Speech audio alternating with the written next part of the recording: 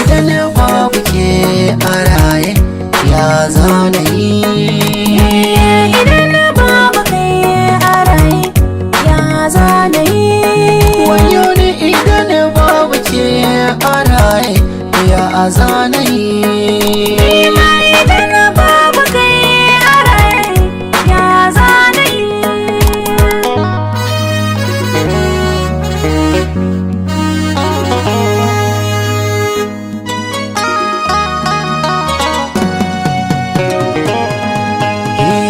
Na saba da ke batun yau ba mu taba rabo ba, ko a wani lokaci muna a tare baki ya da ni ba, baki taba fushi ba da ni ya so ban yi mantuwa ba. A tare za ku gan mu ko da yaushe, komai a tare za mu yi mu kwashe, idanun mu ko da yaushe bushe, da ba ake gaya mana ko da yaushe. To ya zana yi da mutuwa ke ɗauke ni yafi. Ka zama wani ɓangare na jikina, ba zan bar ka ba. Ni na rike ka so na gaskiya ne, ba zan sake ka ba.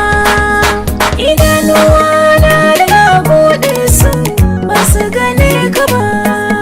Daɗiran nan ba zan ji ba, komai ba zan iya shi ba.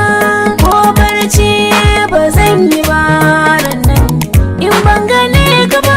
Misali idan baka nan a duniyar nan ba zan muru ba. Idan babu ke a raye ya zana yi.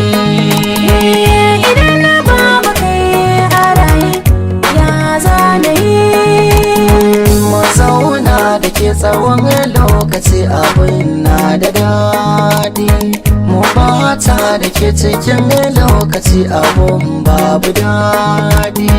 Ina tuna da kullum kina raina ina jin nishaɗi, salon tafiya na yi sakewa na ƙara da faɗi. Kowa yayyabe ki ina nan sai na ba shi kuɗi, gobar san ki ta kama ni ina za na je. Mai za ya raba ni da kai in ba don rashin rabo. Ni nisa san ka ne ya kama ni har ya yi mantabo. Ni da kai na so mu zaunawa, ko ba taro da kwabo. Duk bakin da zai yi magana mara daɗi kan kashi zan kwabo. Zan kula da kai iya kulawa, gari na har ka yau yabawa. In babu kai a raye to ya zan yi ba farin ciki. Wayo ni idan babu ke a raye ya zana yi.